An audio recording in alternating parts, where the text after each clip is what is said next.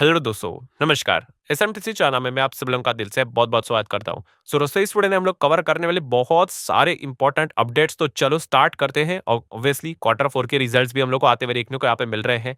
But फिलहाल तो focus तो आपको पता ही है एक ही जगह पे हम लोग को देखने को मिल रहा है क्योंकि वहाँ पर अगर कुछ चीज़ें 19-20 हो गई, तो पूरे बाजार में वो रिएक्शन हम लोग को देखने को यहाँ पे मिल सकता है। ऑब्वियसली मैं इंडिया-पाकिस्तान की फिलहाल तो बात कर रहा हूँ। एनीवेज़ वो तो ऑलरेडी हम लोग बहुत सारे वीडियोज़ में बात कर चुके हैं। आगे भी शायद से उसी से रिलेटेड चीज़ों को कवर करना पड़ेगा। बट चलो देख लेते हैं भाई कि कंपनी के रिजल्ट के हिसाब से एलएनपी के नंबर हम लोग को आज के दिन देखने को यहाँ पे मिल चुके हैं। सो सबसे पहले तो आप देख सकते हैं कंपनी ने 34 रुपए का पर शेयर का डिविडेंड अनाउंस यहाँ पे कर लिया है। तो चलिए भाई जिनके पास है अच्छी बात है। देन अगर हम लोग यहाँ पे बात करें डिविडेंड के साथ साथ अगर आप चेक करोगे तो कंपनी का consolidated profit after tax 25% jump कर चुका है दोस्तों।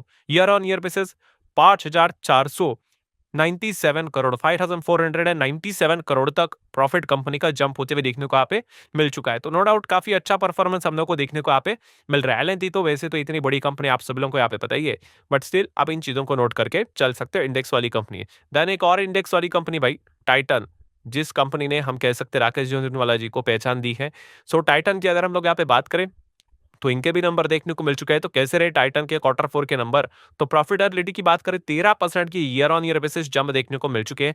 871 करोड़ तक टाइटन का प्रॉफिट जाते हुए देखने को मिल रहा है। कंपनी ने 11 रुपए पर शेयर का डिविडेंड भी अनाउंस यहाँ पे कर लिया है। सो ज्वेलरी सेगमेंट में अगर देखा गया तो टाइटन ने भी डिसेंट परफॉर्मेंस यहाँ पे जरूर दिखाया है। आगे बढ़ेंगे दोस्तों तो Asian paint, yes Asian paint एक और निफ्टी 50 वाली कंपनी।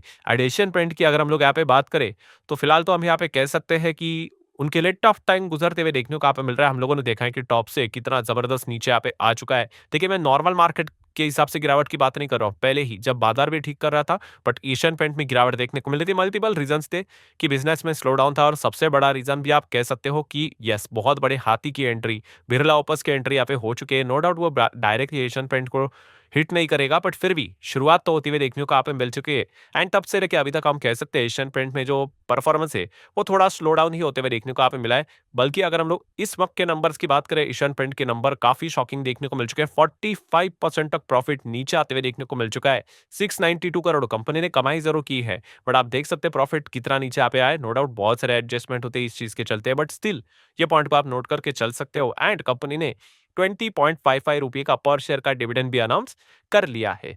दैन अगर हम लोग यहाँ पे बात करेंगे दोस्तों तो एशियन पेंट को ही लेकर तो वॉल्यूम ग्रोथ में 1.8% ग्रोथ, मतलब ग्रोथ तो देखने को मिल रही है कितनी 1.8%, बिलो 2%, बट एस्टिमेशन के हिसाब से थोड़ा वॉल्यूम ग्रोथ के हिसाब से जो अनुमान था उसको वो बीट नहीं कर पाए। एंड नेट प्रॉफिट तो जैसे कि आपको बताया 45% तक नीचे आते हुए देखने को यहाँ पे मिल चुका है। देन अगर हम लोग बात करेंगे ज्वेलरी सेगमेंट में टाइटन ने तो अच्छा परफॉर्मेंस दिखाया। कल्याण ज्वेलर्स ने कैसा परफॉर्मेंस दिखाया? तो यस कल्याण ज्वेलर्स का भी परफॉर्मेंस काफी इंप्रेसिव यहाँ पे रहा है। 1.5 रुपए का डिविडेंड कंपनी ने अनाउंस किया। एंड वहीं पे अगर आप क्वार्टर 4 के नंबर्स की अगर बात करोगे 36% की जंग देखने को मिली है। 188 करोड़ का प्रॉफिट फिलहाल तो हम लोग को देखने को यहाँ पे मिल रहा है। कितना? 188 करोड़ का प्रॉफिट, ठीक है। सो कल्याण ज्वेलर्स के भी नंबर की अगर हम लोग बात करें तो ठीक परफॉर्मेंस देखने को यहाँ पे मिल चुका है। अब आ जाते हैं दोस्तों सबसे इंपॉर्टेंट पॉइंट के ऊपर। एक चीज सबसे ज्यादा हम लोग को चर्चे का विषय बनती हुई देखने को मिल चुकी है, कौन सी? Yes drone. क्योंकि आप सब लोगों को पता है इंडिया पाकिस्तान में जो भी चीजें चल रही हैं, ठीक है, तो बोला जा रहा है पाकिस्तान पे अटैक हुआ है, ड्रोन अटैक हुआ है, कोई बोल रहा है सीरियल ब्लास्ट हुआ है करके, ठीक है। बट जो भी चीजें हम लोग को होते हुए देखने को मिल रही है उसमें ड्रोन पॉपुलर यहाँ पे क्यों हो रहे हैं? क्योंकि बताया जा रहा है कि जो उनके शहर, ठीक है, कराची, लाहौर की अगर हम लोग बात करें, बहुत सारे शहरों के ऊपर ड्रोन अटैक होते हुए देखने को मिले हैं। सो ड्रोन की अगर हम लोग बात करें दोस्तों तो देखिए ड्रोन में भी अलग अलग टाइप के प्रकार आपको देखने को मिल जाते हैं, ठीक है। मतलब एक नॉर्मल ड्रोन भी आपको देखने को मिलेगा जो कि सर्विलेंस के लिए होगा। एक डिफेंस टाइप के भी ड्रोन होते हैं। डिफेंस टाइप के ड्रोन ये अलग होते हैं दोस्तों। ये देखिए इस प्रकार के ड्रोन्स आपको देखने को मिलेंगे, ये होते हैं डिफेंस टाइप के ड्रोन, ठीक है। एंड फिलहाल अगर हम लोग यहाँ पे बात करें दोस्तों तो आप सब लोगों को पता है पाकिस्तान में जो भी चीजें यहाँ पे बोली जा रही है इसमें इस प्रकार के ड्रोन का इस्तेमाल यहाँ पे हुआ है। एंड इसमें अगर हम लोग यहाँ पे बात करें दोस्तों तो अदानी कंपनीज का भी नाम हमारे सामने आते हुए देखने को यहाँ पे मिल रहा है, क्योंकि कामाकाजी ड्रोन इस्तेमाल किया। अभी ये कामाकाजी ड्रोन्स क्या होते हैं इससे रिलेटेड मैंने बातें आप लोगों को यहाँ पे बताई थी, आगे भी जरूर कंटिन्यू बताऊंगा। ड्रोन, अभी कामाकाजी ड्रोन क्या होते हैं दोस्तों? जैसे मैंने बोला ना ड्रोन के प्रकार होते हैं। ये जो ड्रोन है कामाकाजी ड्रोन, ये उड़ेगा, ठीक है, और उड़ने के बाद वो वापस नहीं आएगा भाई। वो उड़ने के बाद डायरेक्टली जाके उसका जो टारगेट रहेगा उसको हिट करेगा और खुद को ब्लास्ट करवा के लेगा, ठीक है।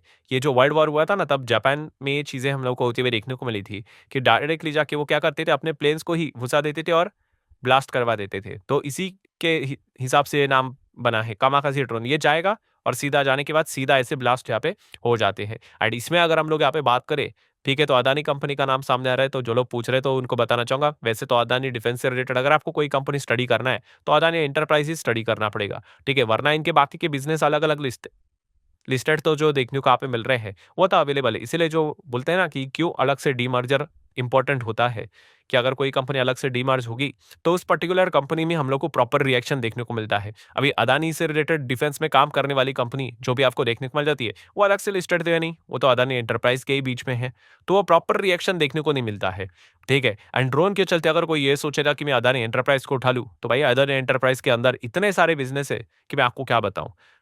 तो ये एक पॉइंट हम लोग को देखने को यहाँ पे मिल जाता है। देन अगर हम लोग बात करें ड्रोन से रिलेटेड ही, तो आपको पता है हमारी इधर नगस्त्र वन, ये ड्रोन हम लोग को देखने को मिला था। ये कौन सा है? ये कामाकाजी ड्रोन हम लोग को देखने को मिल जाता है। और ये ड्रोन में अगर हम लोग बात करें तो आपको पता है कौन सी कंपनी बड़े लेवल पे काम करती है? Solar industry. यस, इसीलिए आप देख सकते हो पिछले एक महीने में सोलार इंडस्ट्री 20% तक भागते हुए देखने को यहाँ पे मिल चुका है।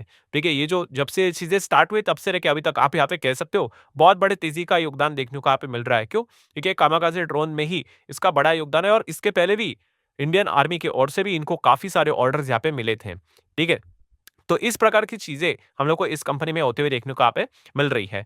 नेक्स्ट अगर हम लोग यहाँ पे बात करेंगे दोस्तों, तो future and option. Yes, FNO की अगर हम लोग बात करें, आपको पता ही है एफएनओ तो कई समय से यहाँ पे हम लोग को काम करते हुए देखने को यहाँ पे मिलता था। बट उसके बाद एफएनओ में अगर हम लोग बात करें, वॉल्यूम एकदम जबरदस्त तरीके से बढ़ते हुए देखने को मिले। क्यों? रिटेल पार्टिसिपेंट, बहुत सारे रिटेल प्लेयर यहाँ पे आ गए, जो कि कोई गलत बात नहीं, बट भाई एफएनओ में पैसे बनते हैं नहीं। मैं एक दिन दो दिन के पैसे मार मतलब कमाने की बात नहीं कर रहा हूँ, ठीक है, मतलब बोलते हैं ना आप एक दो चौके लगा रहे हो और खुद को बैट्समैन बोल रहे हो, वैसा नहीं।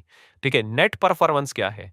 ठीक है, नेट परफॉर्मेंस मतलब साल के अंत तक आप कितना कमाते हो। तो एफएनओ में जो भी इंडिविजुअल आपको देखने को मिलते, सेरी की ही रिपोर्ट है, इंडिविजुअली आपको ना के बराबर कमाने वाले मिलेंगे, कोई है ही नहीं। ठीक है, एंड मैक्सिमम सब लोग आपको पता ही है खुद का गुजारा कैसे करते, कोर्स बेचकर ही करते हैं। ठीक है, एफएनओ में आप पैसा यहाँ पे नहीं कमाते हो। ठीक है, कोई आपको एक्सेप्शनल एक कोई एग्जाम्पल मिल जाएगा, वो अलग बात है, बाकी सब के सब आपको पता ही है कि क्या चीज़ यहाँ पे चलती है। और इसमें प्रॉब्लम क्या है? ठीक है, प्रॉब्लम यही है दोस्तों कि वो खुद इसमें कुछ कमाते नहीं हैं, ठीक है, और आपको वो सपने दिखाते हैं और वो चीज़ें बेचते हैं। ठीक है, उनको भी पता है भैया आप भी कुछ कमाने वाले हो नहीं, बट अल्टीमेटली उसी से ही उनका घर चलता है। ठीक है, वो सारी चीज़ें चलो किनारे रख देते, बट प्रॉब्लम क्या होता है? यस, जो यंग ब्लड होता है, जो नया नया व्यक्ति होता है भाई, वो तो कहता है भाई मैं तो एफएनओ में तो भाई जम कर कमाऊंगा। ठीक है, और इस चीज के चलते वो इतना पैसा लगा देता है मार्केट में, एंड फिर आपको पता है बाद में क्या हो जाता है, उसका पैसा डूब ही जाता है। और कैसी यंग जो लोग होते हैं भाई, उनका जो ब्लड होता है एकदम, बोलते हैं ना अ, गरम टाइप का होता है, तो वो बोलते हैं कि नहीं नहीं भाई हम तो कमाएंगे ही कमाएंगे। तो इसीलिए हम लोगों ने देखा था भाई कि सेबी ने बहुत सारे एक्शन यहाँ पे लिए थे, एफएनओ को रेस्ट्रिक्शन में यहाँ पे डाला था। एंड उसके बाद हम लोगों ने देखा एफएनओ के वॉल्यूम्स भी बहुत यहाँ पे कम हुए थे। ठीक है, क्योंकि यूजुअली कमाई होती ही नहीं है। सो इसीलिए अभी हम कह सकते हैं दोस्तों, सेबी एक और यहाँ पे मतलब उनके पैनल की मीटिंग हम लोग को देखने को मिले, जिसका एजेंडा है यही है कि एफएनओ 2.0 रेगुलेशन लेकर आए। ठीक है, जिसमें एक्सपायरी डेट से रिलेटेड भी कुछ नए नियम कानून हम लोग को आते हुए देखने को यहाँ पे मिलने वाले हैं।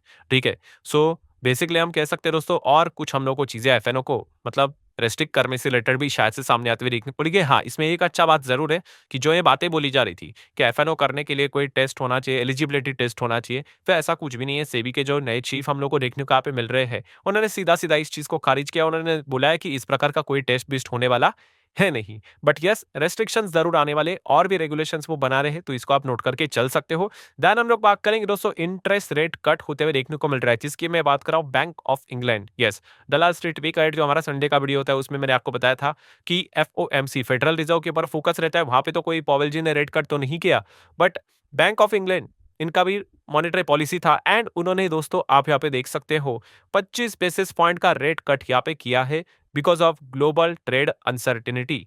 ठीक है, तो हम यहाँ पे कह सकते हैं पहला इनका जो रेट था 4.5 था, अभी कितना हो चुका है 4.25 हम लोग को होते हुए देखने को यहाँ पे मिल चुका है। एंड इस रेट कट की भी अगर हम लोग बात करें, जो मॉनेटरी पॉलिसी के जो मेंबर्स 9 मेंबर्स इनमें देखने को मिल जाते हैं, इसमें भी काफी आप देख सकते हो, मतलब 5 लोगों ने वोट किया कि कट होना चाहिए। ठीक है, कितना 4.25 तक।